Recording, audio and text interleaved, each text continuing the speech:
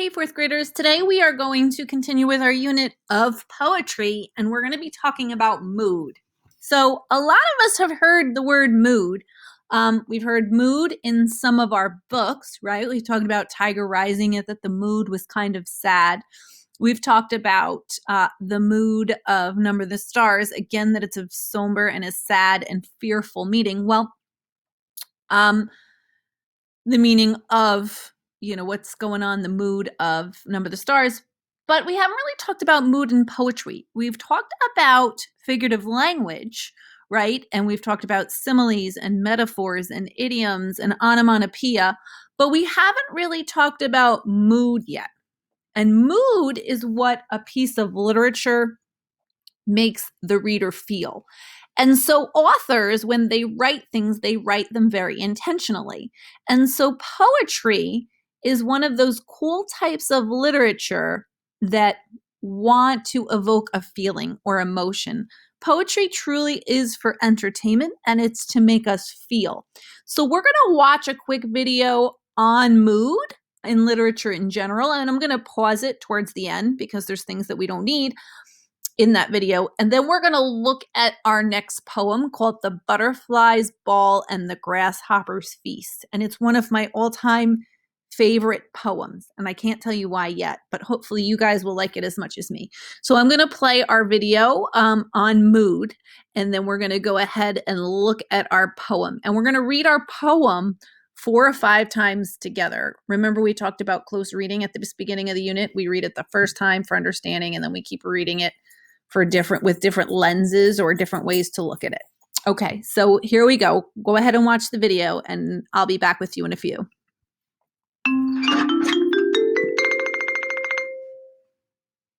Mood is the feeling that you get from a work of literature or art. Another way to describe mood is atmosphere. When you walk into a place, it has an atmosphere that makes you feel a certain way.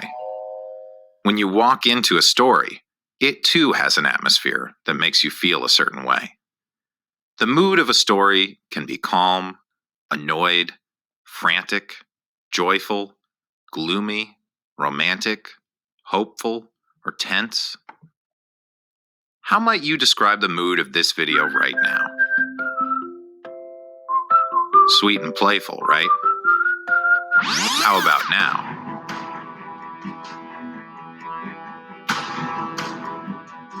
See how the music changes the mood? But authors can't use music in their writing. So what do they use? Word choice, imagery, and setting.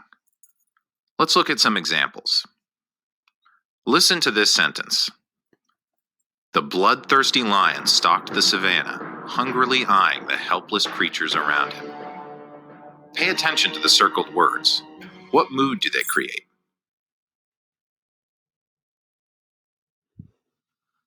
Now listen to this sentence. The majestic lion roamed the savannah, proudly gazing at the creatures around him. How has the mood changed? Which words helped create this mood?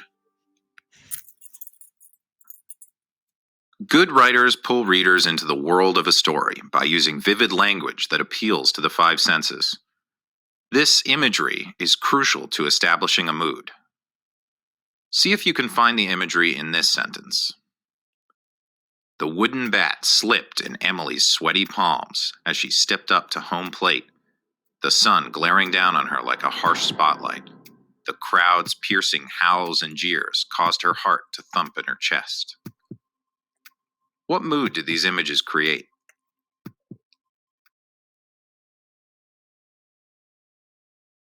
What if the author had written, the wooden bat vibrated with energy in Emily's steady hands as she stepped up to home plate, the sun shining like a golden medal in the sky. The crowd's joyful whoops and whistles caused her heart to do a little dance in her chest. How did the different images change the mood? The setting of a story also plays a big part in creating mood. Like in this scene. What time is it? Tim asked Jacob. All around them, taxicabs honked their horns as hordes of people in suits pushed by on their way into office buildings. What is the setting? What mood does the setting create? Now imagine the same scene, but in a completely different setting. Like this one. "What time is it?" Tim asked Jacob. Weak moonlight cast shadows over the crumbling gravestones. A lone owl hooted somewhere in the darkness above. How has the setting changed the mood? Now pick a mood from your mood words. Okay, so we're going to stop the video right there. And what we're going to do is we are going to go back, hold on one second, to our Google Slides. Sorry about that. And we're going to be going over a poem called The Butterfly's Ball and the Grasshoppers' Feast. So this poem was written in the 1800s by an English, he wrote children's literature, but he was a lawyer by trade. And so a lot of the language in this poem is a little bit more difficult. So the first thing I did, so you guys, just before we read it, understand, is we are going to go over some of the words. So the words are haste to hurry. I'm going to go back. And so we have haste, summoned, revels, tenants, plumage, fatigue, minuet, chamber, and hasten. So haste is to hurry. Revel is to enjoy. Summoned means to call, right? To call someone. Tenants are someone who occupies a space. Fatigued means tired. Plumage is outside feathers. So the outside of a bird's plumage would be what they look like. The minuet is a ballroom or dance, and beyond is food. So some of these words are kind of old-fashioned, but that's what makes this poem so fun. So we're going to quickly, if you notice, here they are in the poem, and I'm going to read through the poem one time, and then we're going to go and look at this poem, because remember, it's important to read closely.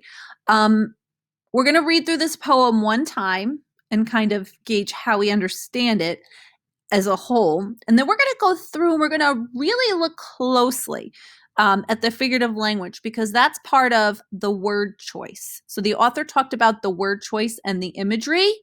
The word choice causes us to be able to imagine what's going on. And so those two parts help us with the mood. But there's also other word choice, other pieces of figurative language that also help the mood. And this poem has so many pieces between the personification and the alliteration and the word choice with the repetition and the rhythm. All of that so nicely all contributes to the mood. So we're going to go piece by piece, and then we're going to put it all together at the end. So I'm going to go ahead and read this. And while I'm reading it, think about what's going on in your mind and kind of visualize what you can. And then we're going to go back and look at the different pieces. And also think about how I'm reading it, like a rhythm, like how it's being read. Okay. But I want you to get an understanding first of what it's meaning. Come take up your hats and away let us haste. Remember, hurry. So away let us hurry. Come take up your hats and away let us hurry to the butterfly's ball and the grasshopper's feast. The trumpeter gadfly had summoned the crew, and the revels are now only waiting for you. On the smooth shaven grass by the side of the wood, beneath the broad oak which for ages has stood, see the children of earth and the tenants of air for an evening's amusement together repair. And there came the beetle, so blind and so black, who carried the emmet, his friend, on his back. And there came the gnat and the dragonfly too, and all their relations, green, orange, and blue. And there came the moth with her plumage of down, and the hornet with jacket of yellow and brown, who with him the wasp his companion did bring, but they promised that evening to lay by their sting. Then the sly little dormouse crept out of his hole and led to the feast his blind cousin the mole, and the snail with his horns peeping out of his shell came fatigued with the distance, the length of an ell. A mushroom their table, and on it was laid a water dock leaf, which a tablecloth made. The viands were various to each of their taste, and the bee brought the honey to sweeten the feast. With steps most majestic, the snail did advance, and he promised the gazers a minuet to dance. But they all laughed so loud that he drew in his head and went in his own little chamber to bed. Then, as evening gave way to the shadows of night, their watchman, the glowworm, came out with his light. So home let us hasten while we can see, for no watchman is waiting for you and for me. So as we read this poem, we read that it's about a bunch of insects, about a bunch of bugs, and it's talking about, it's called Butterflies Ball and Grasshoppers Feast. So we kind of start to understand that it's a party of insects, a party of bugs, and they're kind of here all joining together. We have to think about in reality if this could happen, right? And so, first of all, we know that bugs don't party, right? Bugs don't party. They might like to scare us unintentionally, but they don't party. And we also know that insects generally stay with their own populations, right? They're not friends or companions. They kind of exist. So the first thing we get from this poem, this poem's just it's fun, right? It's a make-believe kind of whimsical poem. Now we're going to go a little deeper and look at this poem because we're going to look at all the components of the figurative language in it, because each of those components of figurative language add to our imagery or our word choice. So those were our meanings. So mood. The mood is how the author makes the reader feel about the poem. They can do this through figurative language such as simile, metaphor, alliteration, imagery. They use their words to evoke, which means to give the reader certain feelings. So what we're going to do is we're going to highlight any words that rhyme and that repeat in the poem. And we're going to read the poem aloud, paying attention to the repeating rhyming words. And we're going to think about how that makes us feel. And then we're going to look at the personification and the alliteration and all of those pieces and how they make us feel, because all of those pieces together are what make the mood of the poem. So the first thing we look at here is the rhyming and the repetition. So if you see anything highlighted in like that purple pink color, that is the repeated words. And if you see anything circled with like the dotted line, those circles with the dotted line are rhyming words. So we have haste and feast rhyme, crew and you, wood and stood, air and repair, black and back, two and blue, down and brown, bring and sting, hole and mole, shell and L, laid and made, taste and feast sort of rhymes, but it sounds the same in the end. Advance and dance, head, bed, night, light, and C and me. So that would be an A, B, B, C, C, D, D, E, E, and then another B, B, because two and blue rhyme with crew and you. But then it goes F, F, G, G, H, H, I, J, K, J, J, K, K, L, L, M, M, N, N, O, O. So our rhyme scheme is the line before and after rhyme with each other. And it gives it like a really sing-song pattern, right? Being able to have that rhyme. It kind of makes it fun because the two lines sound the same. And I'm looking here at all the highlights, and I see there's certain words that are highlighted a lot. And it's the word and. So and is highlighted a lot. I'm going to go ahead and read the lines, and I want to say to myself, is there a reason why end is highlighted? Because generally when we hear the and there, if something like that is repeated, sometimes it's not really as important to the meaning, but it's important for another reason. So I'm going to go ahead and start it at, and the rebels are now only waiting for you on the smooth-shaven grass by the side of the wood, beneath a broad oak which for ages has stood. See the children of earth and the tenants of air for an evening amusement together repair. And there came the beetle so blind and so black, who carried the emmet, his friend, on his back. And there came the gnat and the dragonfly too, and all their relations green, orange, and blue. And there came the moth with her plumage of down, and the hornet with jacket yellow and brown. Who with him the wasp his companion did bring, but they promised that evening to lay their sting. Then the sly dormouse crept out of his hole and led to the feast his blind cousin the mole and the snail with. So I'm looking at the ends, and so even though the and is not, it's repeated, so the author wants us to understand that the and is important. I think the important part of that word and is that and is kind of connecting all the different creatures. It's saying this creature and this creature and this creature and this creature. And I think another important part of it is we're going to be talking more about syllables and poem structure. So we're going to be talking soon because you guys are going to be writing poetry with different structures. But part of it is that poems have rhythm because of the amount of syllables in each line, right?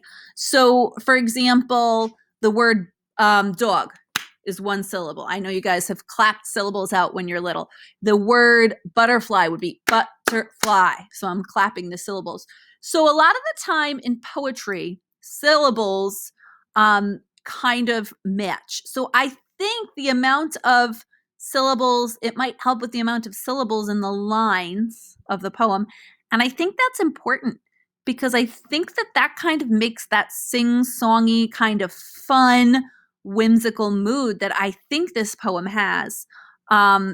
We also have Watchman is repeated in the last couple lines, and we have haste and hasten. And that's like a hasten is a root word of haste, and it just means to hurry. So I think this poem is kind of fast and bouncy, and the way the rhyming is it's sort of like a whole lot of bouncy fun, like this is whimsical, this is not real, and so this kind of contributes to the meaning.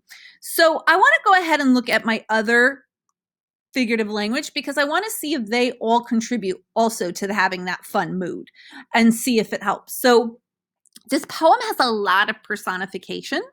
And remember, personification is giving human qualities to something that's not human. So first of all, this poem's title is called The Butterfly Ball and Grasshoppers Feast. That alone tells you they're giving human-like qualities to insects, right? Because butterflies couldn't have a ball. And I guess a grasshopper would have a feast, but it would be on whatever it eats. So that itself, saying that these insects are having a party, is personification in itself. Take up your hats and away let us haste to the butterfly's ball and the grasshopper's feast. And the revels are now only waiting for you. So this is talking about an insect party. I don't think insects have hats. Even if they do hurry, I don't think they're thinking about hurrying. And they could definitely, like we said, not have a ball and a grasshopper's feast. The revels are now waiting for you.